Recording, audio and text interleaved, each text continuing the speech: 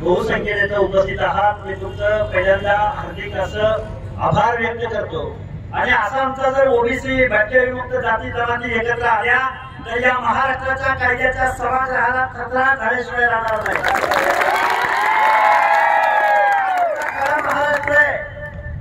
अरे या जिंतूर मध्ये आलो तर जेसीबी मधून फुलांची उधळण केली इथल्या लोकांनी, तुम्हाला आम्हाला दाखवायची। हा आमचा महाराष्ट्र आहे। गाववाड्यामधला माळी साडी कोळी तेली हक्कर झंझर समझर बंजेरी लोणारी परीट गुराव दर्शी नाभिक सुतार वार कुंभार बेळे बेळे रामुशी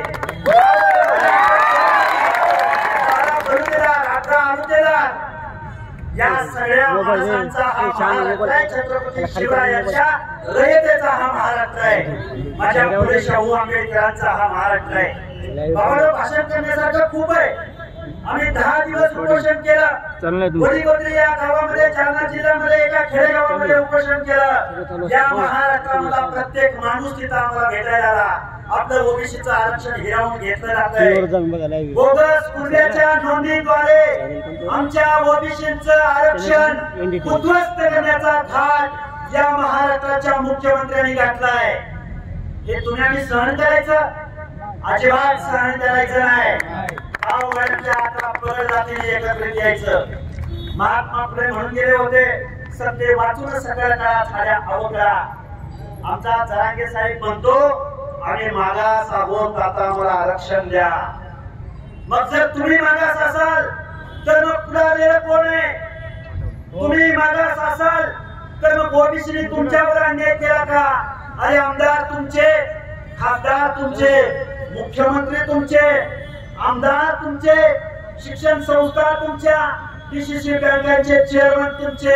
अरे पडणारा बी तुमचाच, निवडून येणारा बी तुमचाच, भाजपकडे बी तुम्हीच आणि विरोधी पक्षाकडे बी तुम्हीच। आमच्या गावगाड्यातल्या 18 पगड जातीच्या न्याय हक्काचं आरक्षण जर वाचवण्यामध्ये हे शिंदे सरकार अपयशी ठरत असेल, आमदार खासदार जर शब्द उच्चारणार नसतील, तर गावगाड्यातल्या ओबीसी भटक्या विमुक्त जाती जमातीच्या लोकांना माझं सांगणं आहे, तुम्ही आम्ही एक व्हायचं। तुमचं कोण परका कोण, आपला कोण परका कोण, हे इथून पुढच्या कालावधीमध्ये तुम्ही विचार करायला शिकला पाहिजे। ओबीसी मुख्यमंत्री म्हणतात, नगरसेवकांनी जबाबदारीने सांगतोय, एका बाजूला मुख्यमंत्री म्हणतात आम्ही ओबीसीच्या आरक्षणाला धक्का लागू न देता आम्ही आरक्षण देऊ, आणि दुसऱ्या बाजूला जरांगे नावाचा माणूस म्हणतो की आम्ही 80% ओबीसी मध्ये घुसलोय। आता सगळ्या सोयऱ्याच्या अध्यादेशाद्वारे आम्ही 20% उरलेले पण घुसतोय। म्हणजे 100% जर मराठा बांधव ओबीसी मध्ये आले तर आमचा ओबीसी मधला भटक्या विमुक्तामधला आमचा एखादा कुरमुड्या जोशी, आमचा एखादा मेळंग्या, आमचा एखादा नाथपती लवरी गोसावी, आमचा एखादा बंजारा, आमचा एखादा ऊस तोडणारा बंजारी, आमचा एखादा मेंढपाळ, अरे आमची लोक तुमच्या कॉम्पिटिशनला टिकू शकतील का?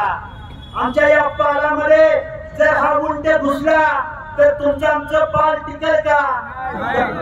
या गोष्टीचा तुम्हाला मला विचार करावा लागेल। या पहिल्या आणि गुंग्या सरकारला सांगावं लागेल, या तमाम 18 पगड जातींचा हा महाराष्ट्र आहे। एवढा इथून पुढच्या कालावधीमध्ये या अवलादी फक्त मतपेटीला घाबरतात। डॉक्टर बाबासाहेब आंबेडकर साहेब म्हणाले होते, डॉक्टर बाबासाहेब आंबेडकर म्हणाले होते तुम्हाला आता राज्यकर्ते जमात बनलं पाहिजे। डॉक्टर बाबासाहेब आंबेडकरांनी 340व्या कलमामध्ये ओबीसींना आरक्षण दिलं, 341व्या 42व्या कलमामध्ये एसटीला आरक्षण दिलं।